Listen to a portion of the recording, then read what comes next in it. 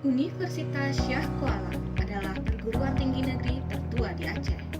Berdiri pada tanggal 2 September 1961, Unsyah bertempat di ibu kota Provinsi Aceh, dengan kampus utama yang terletak di Kota Pelajar Mahasiswa atau Kopelma Darussalam, Banda Aceh. Fakultas Ilmu Sosial dan Ilmu Politik adalah salah satu fakultas di Unsyah. Dibentuk sejak tahun 1982 yang kemudian ditutup dan dibuka kembali pada tanggal 30 Juli 2007. Salah satu program studi Fakultas Ilmu Sosial dan Politik Unsyah yaitu Ilmu Pemerintahan, yang dibentuk sejalan dengan perkembangan pemerintah di Provinsi Aceh. Program studi ilmu pemerintahan disahkan pada tanggal 25 November 2013 dengan jenjang sarjana S1. Fenomena narkoba yang kerap terjadi pada generasi muda bangsa hingga merugikan banyak pihak dan bangsa Indonesia menjadi salah satu indikator kelompok kami untuk mengangkat pembahasan yang berjudul Aceh Darurat Narkoba. Nama saya Muhammad Hilmi Utama sebagai pemateri. Nama saya Rizka Yolanda sebagai pemateri. Nama saya Adi Miranda sebagai pemateri. Nama saya Laila Fitriani sebagai penulis naskah. Nama saya Muhammad Akirullah sebagai penulis naskah. Nama saya Eka Maisarah sebagai penulis naskah. Nama saya Teguh Zaki Putra Fadani sebagai koordinator lapangan. Nama saya Mulyana Ayudita sebagai koordinator lapangan. Nama saya Lisa Imelda sebagai koordinator lapangan. Nama saya Ardiansyah sebagai kameramen dan editor.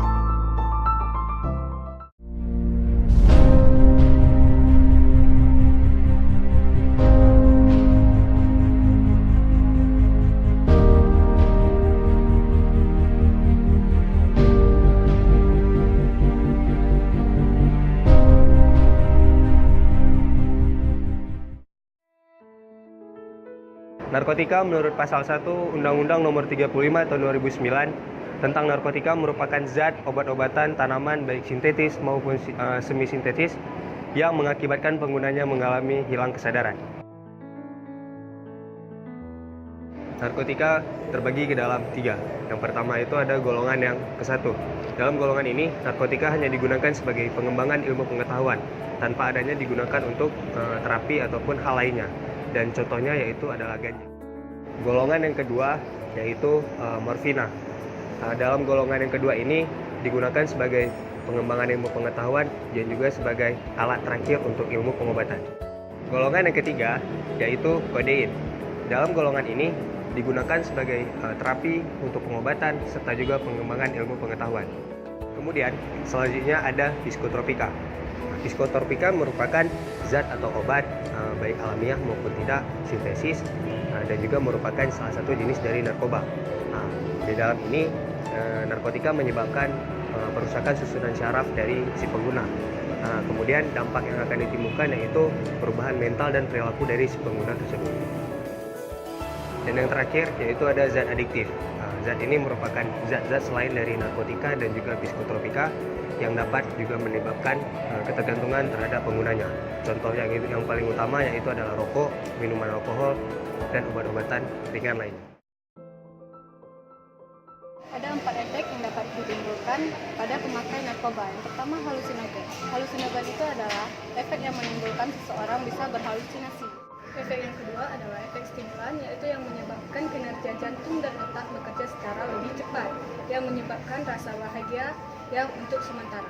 Yang ketiga ada efek depresan, yaitu efek yang menekan sistem syaraf yang mengakibatkan ketenangan, bahkan tertidur secara tidak sadar. Yang keempat ada efek adiktif, yaitu efek yang menyebabkan candu pada pemakai narkoba. Penyebab penyalahgunaan narkoba yang pertama ada faktor individu, yaitu faktor yang terjadi karena rasa ingin tahu dan rasa penasaran terhadap sesuatu yang baru. Yang kedua ada faktor lingkungan. Di sini ada 3 faktor lingkungan yang mempengaruhi. Yang pertama, lingkungan sekolah, lingkungan keluarga, dan lingkungan masyarakat. Faktor ketiga adalah faktor ketersediaan narkoba. Ketersediaan narkoba dan mudahnya mengakses narkoba di Indonesia menjadi salah satu faktor penyalahgunaan narkoba. Dampak penggunaan narkoba jangka panjang yaitu kerusakan syaraf, penyakit menular, gangguan jantung, gangguan tidur, bahkan kematian. Upaya pemberantasan narkoba bukan hanya tugas pihak hukum, namun tugas semua orang, bukan hanya beberapa kelompok, golongan, atau individu itu sendiri. Para pengedar selalu membidik generasi-generasi muda dikarenakan beberapa faktor serta individu itu sendiri yang mengabaikan akibat-akibat yang ditimbulkan dari ketergantungan narkoba. Peredaran narkoba di Aceh dari tahun 2014 hingga 2017 selalu meningkat. Pada tahun 2017 terdapat 1.526 kasus dan terdapat 2.153 tersangka. Data mengungkapkan 52 hingga 75 penghuni LP di Aceh adalah kasus narkoba. Kalangan yang terjerat akhir-akhir ini membuktikan bahwasanya tidak ada lagi batasan atau generasi mana yang tidak mampu dipengaruhi. Mahasiswa, TNI Polri, legislatif, hingga profesor sekalipun sudah terjerat kasus narkoba, hingga masyarakat yang tidak memiliki pendidikan tinggi. Ketersediaan tempat rehabilitas suatu cara untuk menyelamatkan generasi emas yang dimiliki Aceh. Untuk menyelamatkan marwah Serambi Mekah hanya ada dengan satu cara, yaitu lawan terhadap narkoba dan peredaran narkoba di Aceh ini. Semoga pada akhirnya tidak ada lagi peredaran narkoba di Aceh dan generasi-generasi emas Aceh lebih produktif. Lawan narkoba!